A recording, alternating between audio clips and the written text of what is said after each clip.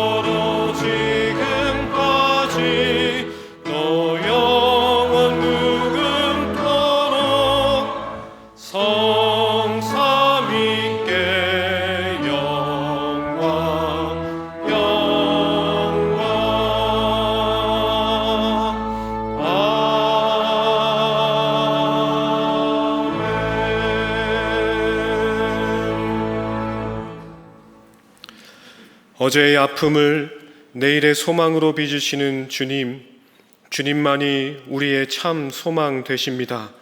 이 시간 그 소망을 따라 우리의 마음과 성품과 힘을 다하여 예배를 드리오니 이곳에 임재하셔서 우리의 예배를 받아 주옵소서. 주 예수 그리스도의 이름으로 기원하옵나이다. 아멘. 나는 전능하신 아버지 하나님 천지의 창조주를 믿습니다. 나는 그의 유일하신 아들 우리 주 예수 그리스도를 믿습니다.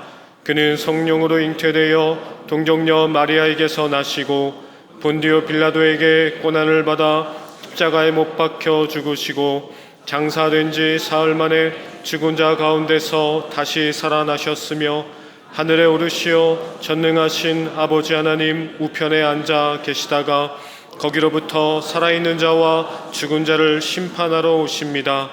나는 성령을 믿으며 거룩한 공교회와 성도의 교제와 죄를 용서받는 것과 몸의 부활과 영생을 믿습니다. 아멘.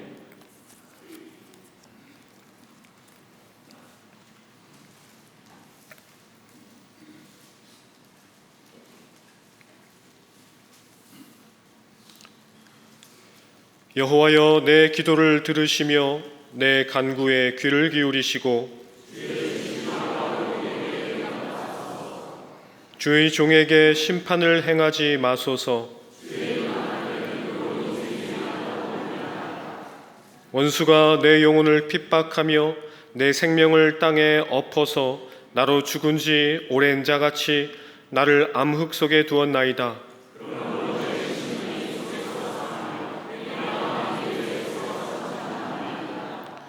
내가 옛날을 기억하고 주의 모든 행하신 것을 읊조리며 주의 손이 행하는 일을 생각하고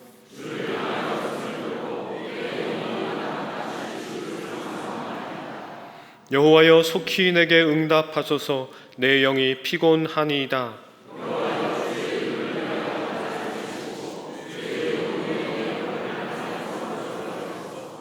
주의 인자하심으로 나의 원수들을 끊으시고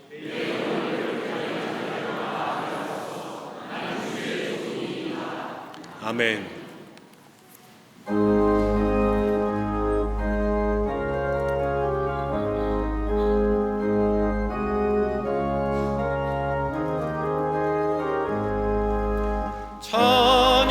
찬양하라 복되신 그 세주 예수. 백성들아 사랑을 전하세. 경배하라 하늘의 천군과 천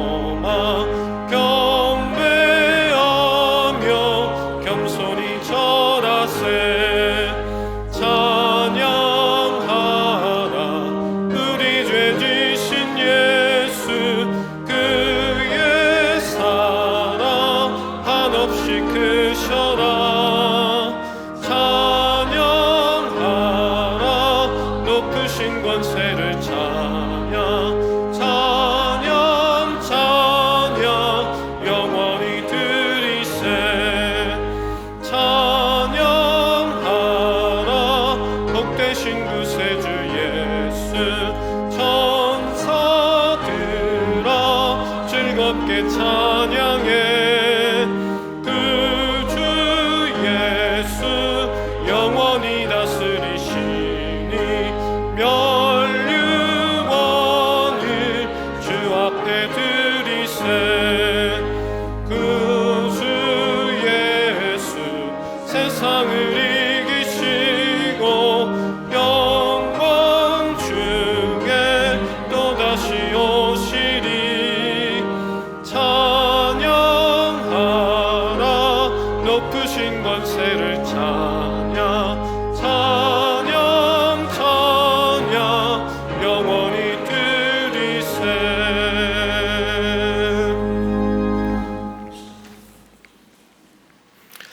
하나님 아버지 5월을 돌보아 주시고 6월을 맞게 하신 아버지 은혜에 감사드립니다.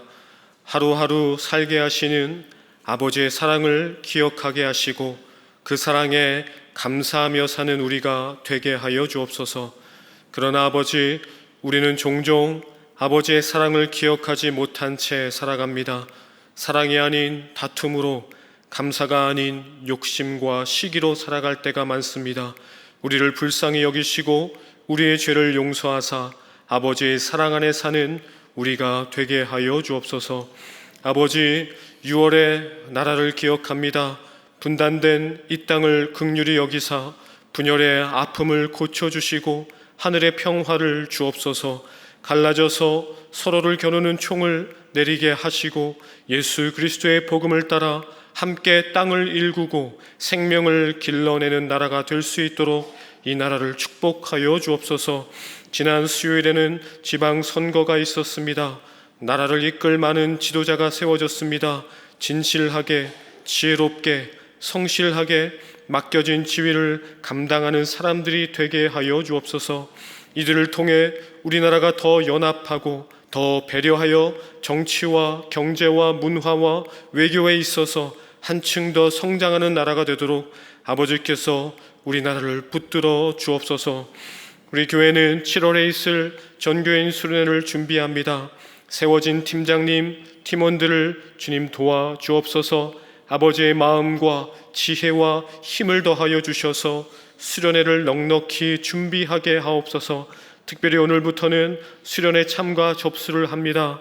우리에게 은혜를 사모하는 마음을 주시고 각자가 처한 여러 상황들을 주님께서 만져주셔서 말씀과 기도와 성도의 교제로 사랑하는 자리에 기꺼이 참여하게 하옵소서. 몸이 아프고 마음이 아파 예배의 자리에 함께하지 못한 사랑하는 지체들이 있습니다. 누운 자리에 찾아가셔 위로하여 주시고 아픈 병을 고쳐 주옵소서. 마음이 아파 숨어든 자리에 찾아가셔서 사랑을 주시고 용기를 주시고 고쳐 주옵소서. 그리하여 우리 모두 함께 아버지를 예배하는 기쁨과 감사를 누리게 하여 주옵소서. 시온 찬양대가 찬양을 합니다. 찬양대의 찬양으로 아버지 홀로 영광 받으옵소서. 말씀을 전하시는 목사님 성령의 충만함으로 붙들어 주옵소서. 말씀을 전하실 때 성령님 함께 하사 아버지의 뜻이 온전히 드러나게 하시고 그 말씀이 우리를 깨우고 살리는 능력이 되게 하여 주옵소서.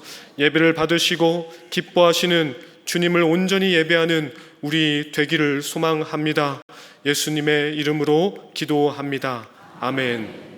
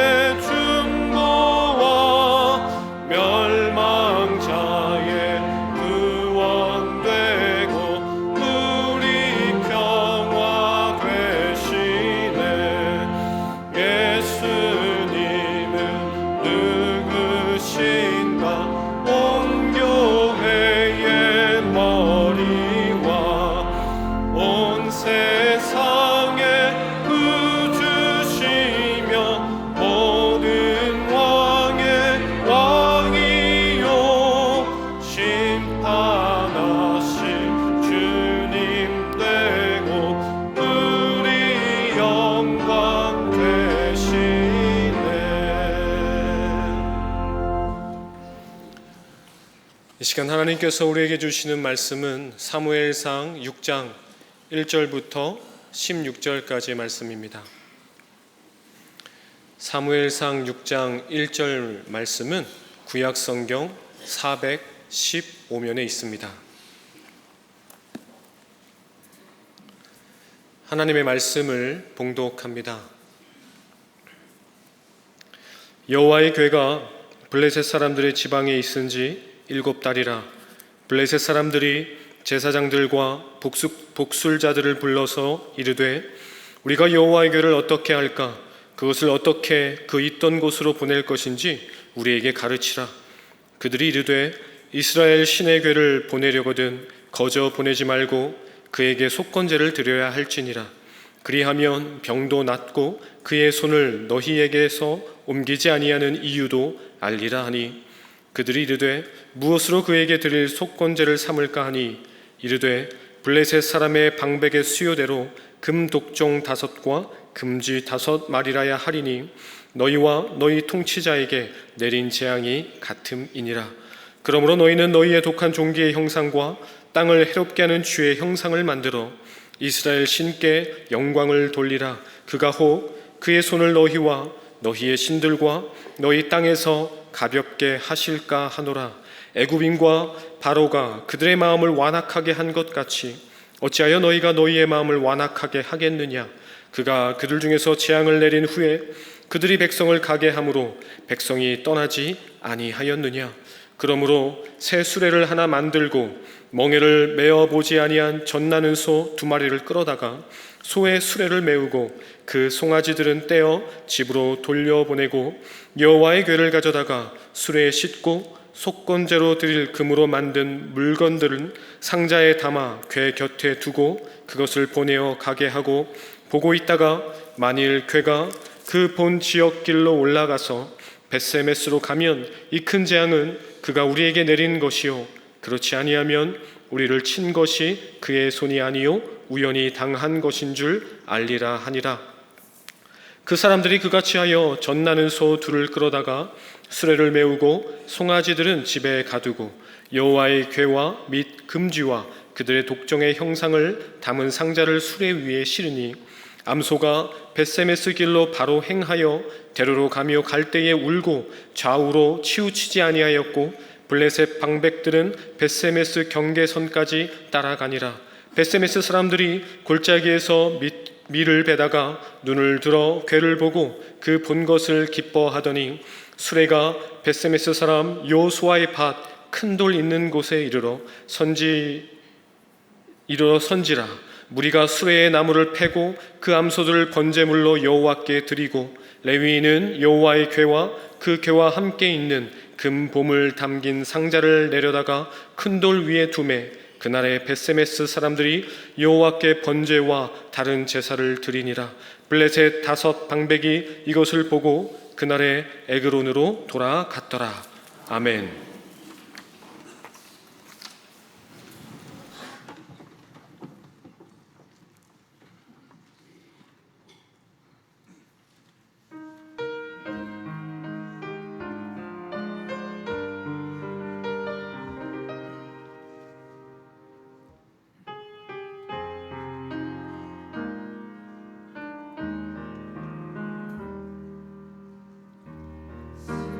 마을 믿는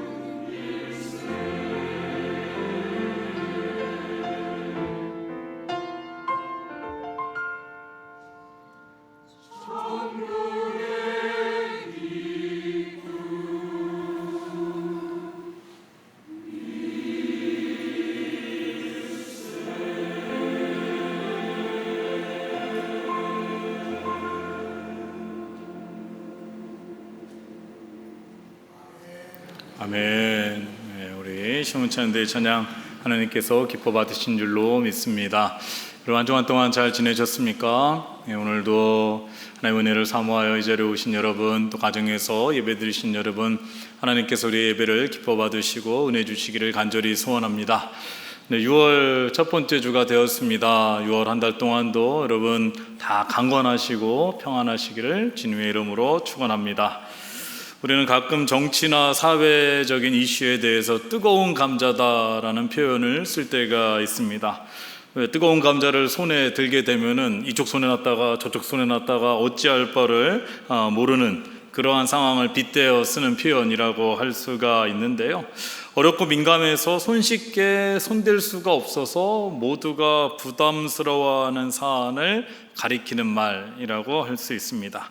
그런데 지난주에 살펴본 바와 같이 하나님의 언약궤를 빼앗아간 이 블레셋 사람들에게 이 하나님의 언약궤는 마치 이 뜨거운 감자와 같았습니다. 오늘 말씀은 우리가 사무엘상 6장을 함께 읽었는데 시간 관계상 6장을 읽었지만은 5장과 6장을 함께 살펴보면서 하나님의 언약궤를 빼앗아간 블레셋 사람들에게 어떠한 일들이 일어났는지, 또 우리는 본문을 통해서 배워야 될 영적인 교훈이 무엇인지를 함께 살펴보도록 하겠습니다. 이 블레셋 사람들이요, 하나님의 언약궤를 빼앗아 가지고 자신들의 5개의 도시 중에 하나인 아스돗으로 이 하나님의 언약궤를 가지고 갑니다. 블레셋 사람들은 다곤이라는 신을 섬겼는데요, 이 아스돗에는 다곤 신전이 있었고 하나님의 언약궤를 다곤 신전 안에 다곤 신상 옆에 넣어 두게 됩니다. 왜 이렇게 했느냐 하면요, 이 당시의 전쟁은 이 나라와 나라와의 싸움으로만 본 것이 아니라 신들의 전쟁이라고 생각을 했습니다. 그래서 블레셋 사람들이 이스라엘과의 싸움에서 이겼다라는 것은 이스라엘의 신인 하나님을 블레셋의 신인 다곤이 이겼다라고 생각을 한 것입니다. 그래서 하나님의 언약궤를 다곤 신상 옆에 둠으로 인해서 하나님보다 다곤 신이 더 위대하고 강하다라는 것을 블레셋 사람들에게 보여주기 위한 것이다라는 것이죠. 그런데 사무엘상 5장 3절에서 5절까지를 보니까요, 이 다곤 신상 옆에 여호와의 언약궤를 두고 그 다음날 가서 보니까 이 다곤 신상이 여호와의 궤 앞에 엎드러져서 그의 얼굴이 땅에 닿아 있는 것입니다. 마치 이 다곤 신이 하나님의 언약궤 앞에 절을 하고 있는 것처럼 그렇게 보이는 것입니다. 블레셋 사람들이 놀라가지고 이 다곤 신상을 다시 일으켜 세워놨는데 그 다음날 돼서 보니까 이번에는 다곤 신상이 하나님의 언약궤 앞에 엎드러진 것뿐만 아니라 머리와 두 손은 끊어져 가지고 문지방에 있고 몸뚱아리만 남게 되었다라는 것입니다. 이것은 무엇을 의미하는 것입니까? 하나님이 다곤 신보다 더 크고 위대하신 분이시고 사람이 만든 우상과는 비교할 수 없는 살아계신 하나님을 블레셋 사람들에게 보여주고 계신 것입니다. 지난주 새벽 기도의 본문인 시편 115편 4절에서 9절의 말씀에 보니까 이런 말씀이 있습니다. 그들의 우상들은 은과 금이요 사람이 손으로 만든 것이라 입이 있어도 말하지 못하며 눈이 있어도 보지 못하며 귀가 있어도 듣지 못하며 코가 있어도 냄새 맡지 못하며 손이 있어도 만지지 못하며 발이 있어도 걷지 못하며 목구멍이 있어도 작은 소리조차 내지 못하느니라. 우상들을 만드는 자들과 그것을 의지하는 자들이 다 그와 같으리로다. 이스라엘아, 여호와를 의지하라. 그는 너희의 도움이시오 너희의 방패시로다. 이렇게 말씀하고 있습니다. 다곤은 눈과 코와 입과 귀가 있어도요, 아무것도 할 수가 없었습니다. 손과 발이 있어도 움직일 수가 없었습니다. 결국 다곤은 사람이 만든 우상에 불과한 것입니다. 아무런 힘과 능력이 없는 우상을 섬기고요, 하나님을 무시하며 다곤을 의지하는 자는 다 이와 같이 될 것이다 라는 것을 하나님께서 말씀하고 있는 것입니다. 그 후에 이 아스돗 사람들이 어떻게 되었는지 보니까요, 사무엘상 5장 6절에서 12절까지 내용을 보면은요, 그 어떻게 되었는지를 알 수 있는데, 그 중에 6절에서 7절을 보면은요, 이런 말씀이 있습니다. 여호와의 손이 아스돗 사람에게 엄중히 더하사 독한 종기의 재앙으로 아스돗과 그 지역을 쳐서 망하게 하니, 아스돗 사람들이 이를 보고 이르되 이스라엘 신의 괴를 우리와 함께 있지 못하게 할지라 그의 손이 우리와 우리 신 다곤을 친다 하고, 이렇게 말하고 있습니다. 다곤 신상은 머리와 손목이 끊어졌고요, 이 아스돗 지역에는 독한 종기와 같은 재앙이 일어나게 되었다는, 전염병이 막 일어나게 되는 거죠. 그러면서 사람이 고통받고 죽게 되는 겁니다. 그러자 이 아스돗 사람들은요, 하나님의 언약궤를 가드로 옮겨가라, 이렇게 이야기를 합니다. 그래서 가드로 옮겨가게 되니까요, 이번에도 가드 성읍에 독한 종기가 일어나서 작은 자와 큰 자까지 다 고통을 받게 되는 것입니다. 그러니까 이번에는 이 하나님의 언약궤를 또 어디로 옮기게 되냐면요, 에그론으로 보내게 되는 것입니다. 근데 에그론 사람들의 입장에서는요, 이미 소문을 들었겠죠. 하나님의 언약궤가 오면은 독한 종기라는 전염병이 일어나고 사람들이 고통당하고 죽는 것을 알고 있으니까 이 하나님의 언약궤가 오지 못하도록 그렇게 반대를 하는 거죠. 마치 하나님의 언약궤가 뜨거운 감자와 같이 된 것입니다. 이 언약궤의 이동 경로를 잠깐 보면은요, 지도를 위에서 화면을 보시면은 맨 위에 녹색으로 칠해져 있는 곳이 이제 아벡과 아벤에셀에서 이 전투를 한 거죠. 그래서 하나님의 언약궤를 빼앗기고 밑으로 내려오게 됩니다. 2번이라고 쓰여져 있는 아랫부분에 보면은 아스돗이라는 곳이 있죠. 해안 지역에 있는 아스돗에 있는 동안에 이제 다곤 신상이 부서지게 되어서 그 다음에 이제 오른쪽으로 옮기게 됩니다. 그래서 아래쪽에 가드라는 곳으로 옮기게 되고 또 다시 에그론으로 옮기게 되는 것이고요. 그리고 나중에는 벳세메스로 가게 되는 거예요. 근데 이 벳세메스는 이스라엘 땅입니다. 유다 지파가 속해 있는 이 벳세메스라는 이 땅은 이스라엘에 속한 땅이기 때문에 이 블레셋 사람들이 하나님의 언약궤가 자기들 땅에 있으면서 자꾸 전염병이 일어나고 사람들이 죽으니까 결국에는 이스라엘로 돌려보내게 되는 것입니다.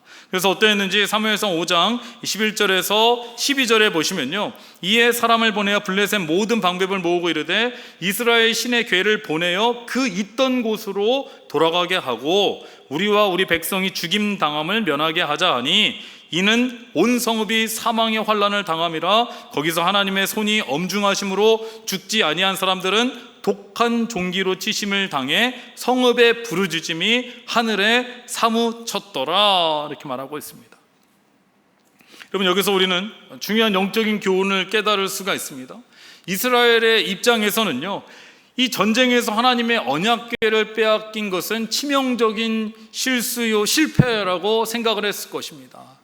하나님께서 더 이상 우리와 함께 하시지 않는다라는 불안과 두려움과 걱정도 있었을 것입니다. 더군다나 지금 이스라엘 사람들은요, 블레셋에서 무슨 일이 일어나고 있는지조차 알 수가 없는 것입니다. 그러나 하나님께서는요, 다곤 신상을 무너뜨리시고 전염병을 통해서 블레셋 사람들을 심판하고 계십니다. 우리가 기억해야 하는 것은 내가 모른다고 해서 하나님께서 아무 일도 안 하는 것이 아니라 하나님께서는 하나님의 방식대로 일하고 계시고 하나님의 영광을 나타내신다는 것입니다. 우상은 사람이 만들어낸 것이기 때문에 아무것도 할 수가 없습니다. 우상은 사람의 마음대로 움직일 수가 있는 것이고 또 생각할 수 있을지 모르지만은 살아계신 하나님은요, 내 마음과 내 뜻대로 움직이는 분이 아니라 하나님이 계획하신 대로 하나님의 뜻대로 움직이시는 분이시다라는 것입니다. 그런데 하나님을 내 중심대로 판단하고 움직이려고 하고 그것을 기대한다면은 결국에 우리는 하나님을 우상처럼 섬기는 것과 다르지 않다라는 것입니다. 그렇게 되면은 신앙생활 속에서도요, 계속해서 실망하고 또 하나님을 원망하고 불평하는 일들이 많아진다라는 거예요. 하나님, 내가 하나님께 원하는 것이 이것인데 왜 들어주시지 않습니까? 내가 오랜 동안 기도한 제목 왜 들어주시지 않습니까? 하나님, 왜 나에겐 어떠한 일도 일어나지 않습니까? 여러분, 믿음은요, 신앙은요, 나 중심이 아니라 하나님 중심이 되어야 된다는 거예요. 나의 하나님일 뿐만 아니라 다른 사람의 하나님이기도 하시고요, 우리 모두의 하나님이시기도 하고요, 전 세계의 하나님이시기도 하고요, 하나님은 나를 위해서 일하실 뿐만 아니라 전 세계를 하나님의 뜻대로 인도해 주고 계신다라는 거예요. 그렇기 때문에 여러분, 사무엘상 5장에 보면은 반복적으로 나오는 단어가 있는데 하나님의 손입니다. 하나님의 손이요, 이 세상을 만드셨고 이 세상을 붙들고 계시고 하나님께서는 정의와 공의로 이 세상을 하나님의 뜻대로 지금도 인도하고 계시는 줄로 믿습니다. 이 블레셋 사람들은요, 이제 하나님의 언약궤를 어떻게 할 수가 없는 거예요. 하나님의 언약궤를 가져온 지도 7달이 되었습니다. 다른 지역으로 가지고 가면 갈수록 다 전염병이 일어나고 또 사람들이 죽게 되니까 1절을 보면요, 여호와의 궤가 블레셋 사람들의 지방에 있은 지 7달이라 이렇게 말하고 있죠. 여기서 지방은요, 들판을 말하는 겁니다. 어디 동네에 지역에 갈 수가 없으니까 이 들판은 인적이 드물거나 성읍이 없는 허벌판에 놓았다라는 거예요. 그리고 나서 이제 이 블레셋 사람들이 이 하나님의 언약궤를 되돌려 보내야 되겠다라고 생각을 하고요, 그 과정이 이제 6장부터 나오게 되는데요, 이 블레셋 사람들이 하나님의 언약궤를 어떻게 돌려보내야 할지를 제사장과 복술자에게 조언을 구하였다라고 말씀에 나와 있습니다. 2절에 보면은 블레셋 사람들이 제사장들과 복술자를 불러서 이르되 우리가 여호와의 궤를 어떻게 할까? 그것을 어떻게 그 있던 곳으로 보낼 것인지 우리에게 가르치라, 이렇게 이야기를 하는 것이죠. 그러니까 이 사람들이요, 여기서 제사장은 하나님의 제사장이 아니라 다곤의 제사장이라고 할 수 있고, 복술자는 점치는 사람들이라고 할 수가 있는데, 이 사람들이 뭐라고 말하냐면요, 하나님의 언약궤만 돌려보낼 것이 아니라 속건제를 드려야 된다라는 거예요. 3절을 보시면요, 그들이 이르되 이스라엘의 신의 궤를 보내려거든 거저 보내지 말고 그에게 속건제를 드려야 할지니라. 그리하면 병도 낫고 그의 손을 너희에게서 옮기지 아니하는 이유도 알리라 하니, 이렇게 나와 있죠. 여러분, 속건제는요, 하나님께서 알려주신 제사의 방법 중에 하나인데, 하나님의 성물에 대해서 죄를 지었을 때에 회개하고 하나님과의 관계를 회복하기 위해서 드리는 제사입니다. 블레셋 사람들은요, 성물인 하나님의 언약궤를 자신들이 가지고 온 것이 하나님 앞에 범죄하였다라는 것을 깨닫고 속건제를 드려야 자기들 나라에 있는 전염병들이 다 없어지고 하나님의 진노도 멈추게 될 것이다 라고 생각을 한 것입니다. 그런데 이 속건제에는요, 제물이 필요한데 하나님께서는 원래 흠없는 숫 양을 제물로 드리라고 말씀을 하셨거든요. 그런데 지금 이 사람들은 무엇으로 속건제물을 드리라고 말하고 있냐면은 금독종 5개와 금지 5마리를 만들어 가지고 속건제물로 함께 드려야 된다, 이렇게 말을 하고 있는 것입니다. 말도 안 되는 거죠. 근데 왜 하필이면은 금독종과 금지냐? 뭐 동물도 여러 가지 있는데 왜 하필 금지와 금독종을 만드느냐? 여러분, 지금 블레셋 지역에 전염병이 일어난다라고 했죠. 근데 이 당시에 전염병을 들쥐가 옮긴다고 사람들이 생각을 했다라는 거예요. 왜 예전에 패스트병이라고 들쥐가 옮기는 전염병이 있었지 않습니까? 이 당시에도 사람들이 전염병이 들면은 이것은 들쥐가 옮긴다라고 생각을 했고, 이번에도 독한 종기라는 전염병이 있으니까 이것도 들쥐가 옮기는 거구나 라고 생각을 해서 이 당시에 동종요법이라는 것이 있는데요, 들쥐가 옮긴 전염병으로부터 벗어나려면 똑같은 모양을 가진 것을 만들어 가지고 제물로 보내야 더 이상 전염병이 일어나지 않는다라고 생각을 한 겁니다. 그래서 이 금으로 된 쥐를 만든 거예요. 그리고 이 독한 종기가 일어나니까 독한 종기와 같은 모양으로 또 5개를 만든 겁니다. 그런데 왜 금쥐를 5마리, 금독종을 5개를 만들었느냐? 왜 하필이면 5개냐? 그 이유는요, 블레셋의 나라가 5개의 도시로 이루어졌다라고 말씀을 드렸습니다. 그래서 이 도시들마다 있는 전염병이 없애려면은 5개를 만들어야 된다, 이렇게 생각을 한 것입니다. 이에 대한 설명이 이제 17절에서 18절을 보시면 알 수가 있는데요, 나중에 시간 되시면 여러분 차근차근 읽어보시기 바랍니다. 이런 블레셋 사람들이 속건제를 드리는 모습을 보면서 무슨 생각이 드십니까?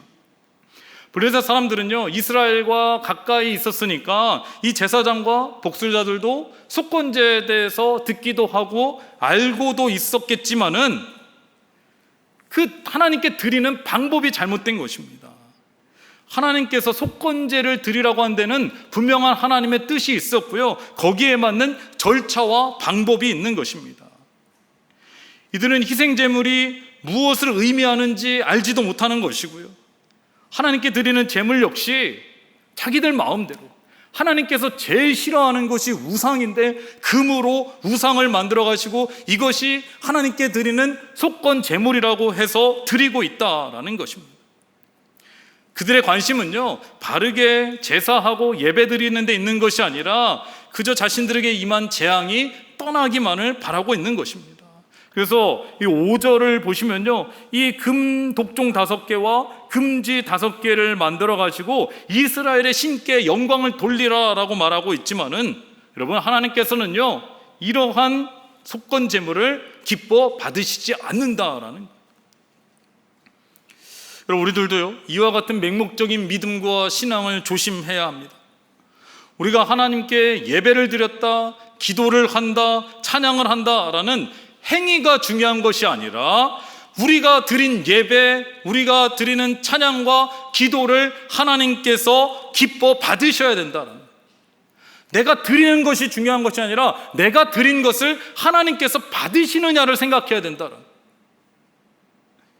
예배는요, 내 마음대로 하고 싶은 대로 하는 것이 아니라 순서에 따라서 마음을 다하고 신령과 진정으로 예배 드리는 것이 중요하다라는 거예요.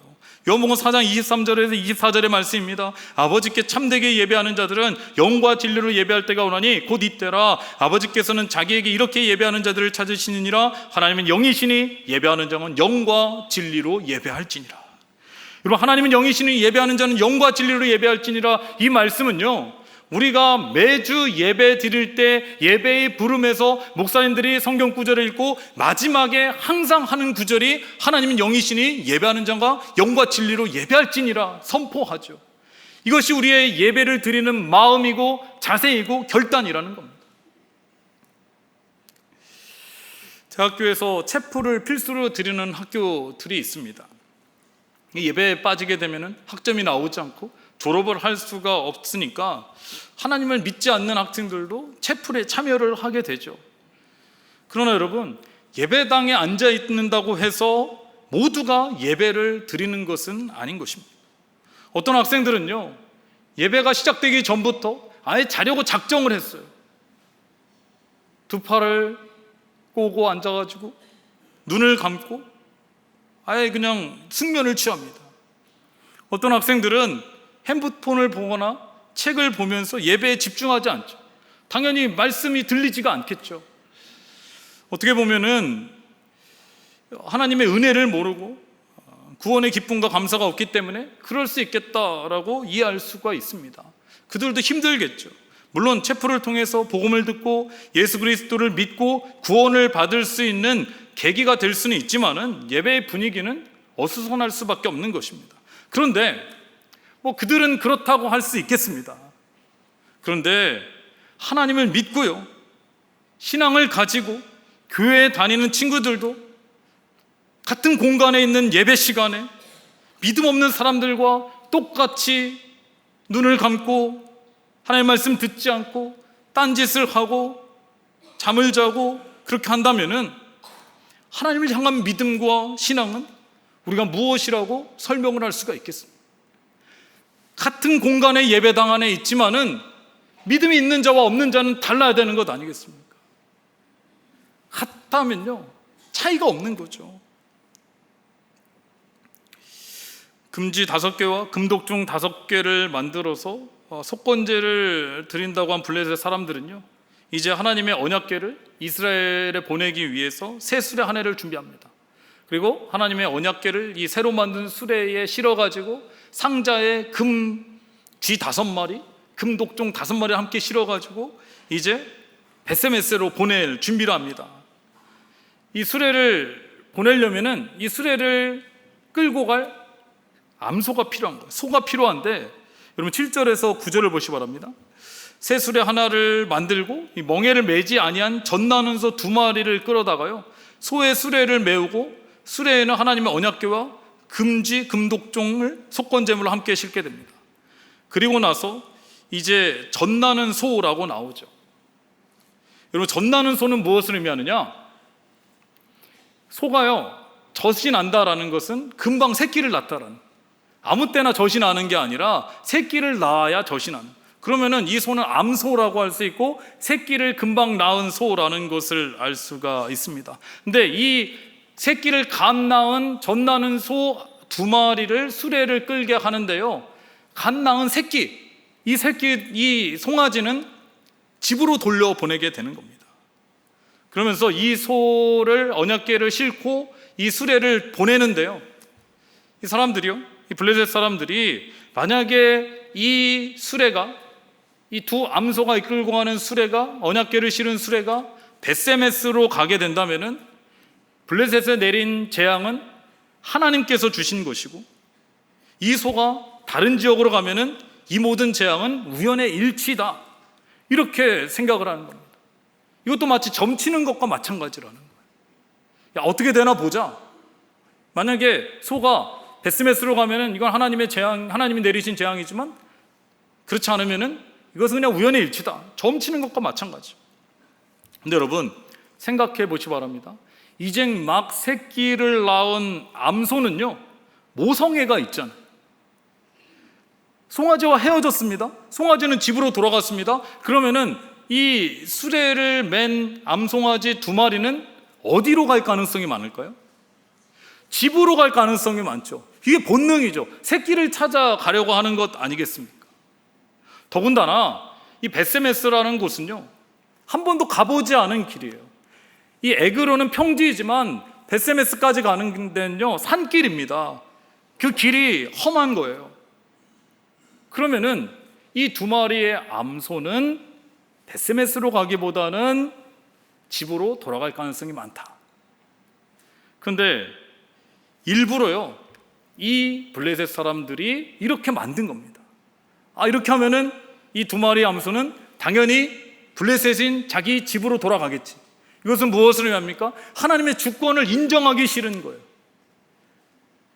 이 재앙은 하나님께서 내린 것이 아니라 그냥 우연의 일치이다. 이것은 곧 무엇을 의미합니까?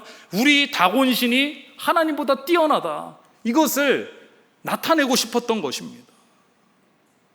그런데 여러분, 결과는 어떻습니까? 12절을 보면은요, 암소가 벳세메스 길로 바로 행하여 대로로 가며 갈 때에 우로나 좌로나 치우치지 아니하였고 블레셋 방백들은 벳세메스의 경계선까지 따라가니라, 이렇게 말하고 있습니다.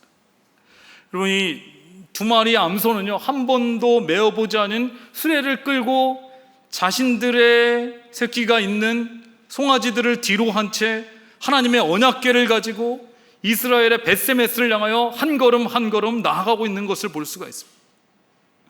그리고 이 벳세메스에 도착한 이 2 암소는요, 하나님께 드리는 번제의 희생 제물이 되었다라는 것을 알 수가 있습니다. 여러분, 앞에서 이스라엘 사람들은 어떠했습니까? 하나님의 제사를 멸시했고요, 자기 마음대로 언약궤를 전쟁터로 갖고 오고, 제사장들은 자신들의 사명을 감당하지 못했습니다. 그 결과 전쟁에서 패배하였고 많은 사람은 죽었고 언약궤를 빼앗겼는데요, 이 2마리의 암소는요, 비록 짐승일지라도 본능에 이끌리지 않았다라는 거예요. 뒤돌아보지 않았다라는 것입니다. 불편하고 힘든 길이지만 이탈하지 않고 끝까지 묵묵히 하나님의 언약궤를 목적지까지 싣고 난 후에 번제물로 하나님께 드려졌다라는 거예요. 여러분, 이것이 바로 우리가 배워야 할 순종이고 희생이고 헌신이고 사명자가 가야 할 길인 줄로 믿습니다. 하나님께서는요, 이것을 지금 보여주고 싶으셨던 거예요. 오늘 말씀을 보면서 하나님의 숨은 의도와 뜻을 알 수 있는 부분이 있는데요, 바로 하나님의 언약궤가 도착한 곳이 벳세메스라는, 우리가 지도를 봐서 알겠지만은 이 에그론과 가장 가까운 곳이 벳세메스니까 당연히 벳세메스로 가겠지, 이렇게 생각할 수 있을지 모르는데요, 여호수아 21장에 보면은 땅 분배에 관한 말씀이 나오는데 레위 지파의 땅 분배가 나옵니다. 그 중에 그핫 자손의 땅 분배가 나오는데 그핫 자손이 받은 땅 중에 하나가 바로 벳세메스.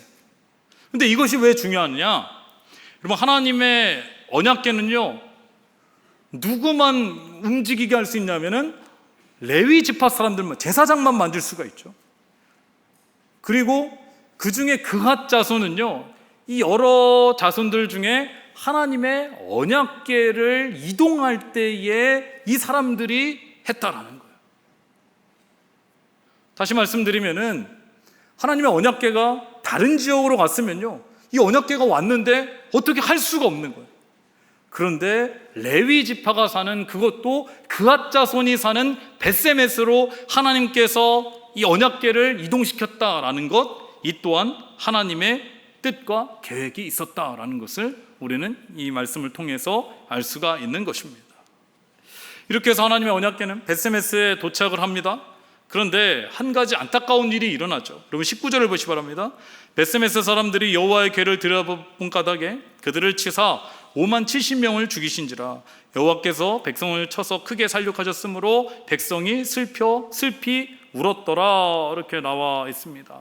어느 번역본에서는 5만 명이라고 하고 또 어느 번역본에서는 70명이라고 해서 5만 명의 가로가 쳐 있기도 한데요, 그럼 하나님의 언약궤가 다시 이스라엘은 벳세메스로 돌아오고, 이 벳세메스 사람들은 하나님께 기쁨과 감사의 번제와 제사를 드렸는데요, 그런데 한 가지 실수한 게 있어요. 하나님의 언약궤를요, 함부로 들여다봐서는 안 되거든요. 그런데 이스라엘 백성들은 하나님의 언약궤를 들어보았다라는 거예요. 이것은 그 무엇을 의미하는 겁니까? 하나님의 영역을 침범한 거예요. 하나님의 말씀을 가볍게 여긴 것이고 넘지 말아야 될 선을 넘게 되었다라는 거예요. 물론 7개월 만에 하나님의 언약궤가 오니까요, 어떻게 생겼냐 한번 들어보고 싶겠죠. 하나님의 언약궤 항상 지성소에 있었기 때문에 어떻게 생겼는지 궁금하죠.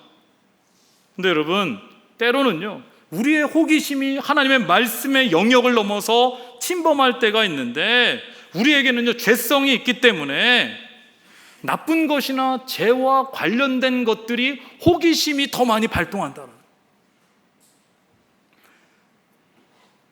해서는 안 되는데, 가서는 안 되는데, 봐서는 안 되는데, 근데 호기심으로 한 번쯤은 괜찮겠지라는 생각이 들게 되는데, 생각해 보면은요, 아담과 하와도요, 한 번의 호기심으로 선악과를 먹게 되었고, 엘리야도 홈리와 비누아스도요, 한 번쯤은 괜찮겠지라는 그러한 마음으로 제사를 멸시하고 재물을 훔쳐먹었을 것이고요, 모든 죄가 호기심으로부터 시작될 때가 있다라는 거예요. 우리는요, 하나님의 영역을 침범해서는 안 되는 것이고요, 하나님의 말씀에 순종할 때에 거룩한 삶을 살아가게 된다라는 것입니다. 사랑하는 여러분, 오늘 말씀은요, 빼앗겼던 언약궤가 다시 원래 있어야 할 이스라엘로 돌아오는 것으로 마무리가 됩니다. 제가 좋아하는 노래 중에 풍경이라는 노래가 있는데, 시인과 촌장이라는 가수가 불렀습니다. 가스펠송 가수이기도 한데요, 가사는 너무나 단순합니다. 다 외울 수 있는 그런 가사입니다.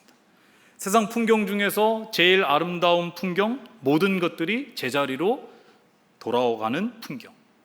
제가 자막을 띄우려다가 너무 쉬워서 띄우지도 않았습니다. 세상 풍경 중에서 제일 아름다운 풍경, 모든 것들이 제자리로 돌아가는 풍경. 이게 다예요. 가사가 답니다. 근데 여러분, 세상에서요, 제일 아름다운 풍경은요, 하나님의 창조 질서와 원리대로 제자리로 돌아오는 것입니다. 하나님의 언약궤는요, 이스라엘 백성들과 함께 있을 때에 가장 아름다운 것이고요, 하나님의 백성은 하나님보다 낮은 자리에서 하나님을 높이고 하나님의 말씀에 순종하는 것이 가장 아름다운 모습입니다.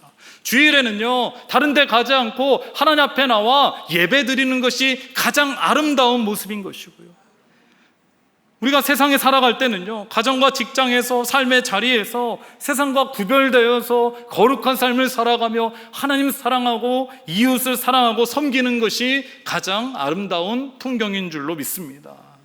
사랑하는 여러분, 오늘 말씀을 통해서 우리는 하나님을 내 마음대로 움직이는 분으로 여겨서는 안 되고 오히려 하나님의 뜻 앞에 겸손히 순종해야 한다라는 것을 깨닫게 됩니다. 하나님의 언약궤가 제자리로 돌아왔듯이 우리의 예배도, 우리의 믿음도, 우리의 삶도 하나님께서 원하시는 그 제자리로 돌아올 수 있기를 바랍니다. 호기심과 욕심으로 넘지 말아야 될 선을 넘는 것이 아니라 또 말씀 앞에서 멈출 줄 아는 거룩한 두려움을 갖고 이번 한 주간도 가장 낮은 자리에서 가장 높으신 하나님을 섬기고 예배의 자리와 삶의 자리에서 순종과 헌신으로 아름다운 믿음의 풍경을 이뤄나갈 수 있기를 주님의 이름으로 축원합니다. 기도하겠습니다. 하나님 아버지, 오늘 말씀을 통해서 우리가 살아계신 하나님을 내 뜻대로 움직이려 하는 것이 아니라 하나님의 뜻 앞에 겸손히 순종하게 하여 주시옵소서. 우리의 예배와 믿음과 삶이 하나님께서 원하시는 제자리로 돌아가게 하여 주시고 영과 진리로 하나님을 높이게 하여 주시옵소서. 넘지 말아야 될 선을 분별하게 하시고 말씀 앞에서 멈출 줄 아는 거룩한 두려움과 순종의 마음을 허락하여 주시옵소서. 이번 한 주간도 예배의 자리와 삶의 자리에서 순종과 헌신으로 아름다운 믿음의 풍경을 이루어 나가게 하여 주시옵소서. 예수님의 이름으로 기도드리옵나이다. 아멘.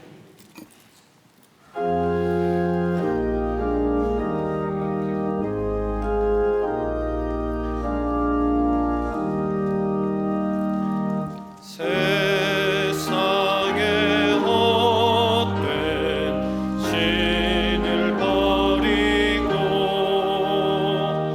하나님 이름 높여 기리세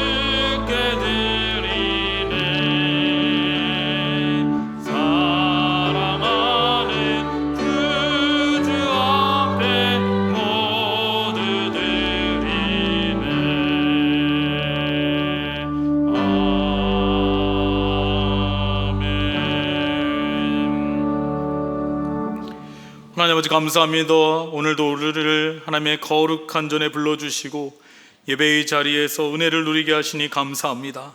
이 시간 하나님께서 베풀어 주신 은혜를 기억하며 우리의 마음과 정성을 담아 감사의 마음으로 예물을 올려드립니다. 드리는 손길마다 믿음과 정성을 받아 주시옵고 이 예물이 하나님의 영광을 위하여 귀히 사용되게 하여 주시옵소서.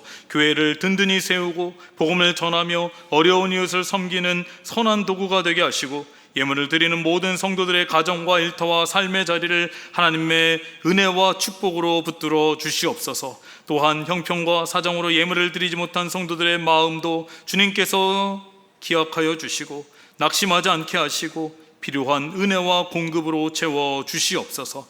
우리의 물질보다 먼저 우리의 마음과 삶을 주님께 드리게 하시고 한 주간도 감사와 순종으로 살아가는 믿음의 성도들이 다 되게 하여 주시옵소서. 예수님의 이름으로 기도드리옵나이다. 아멘. 교회 소식을 말씀드리도록 하겠습니다. 주보를 참고해 주시기 바랍니다.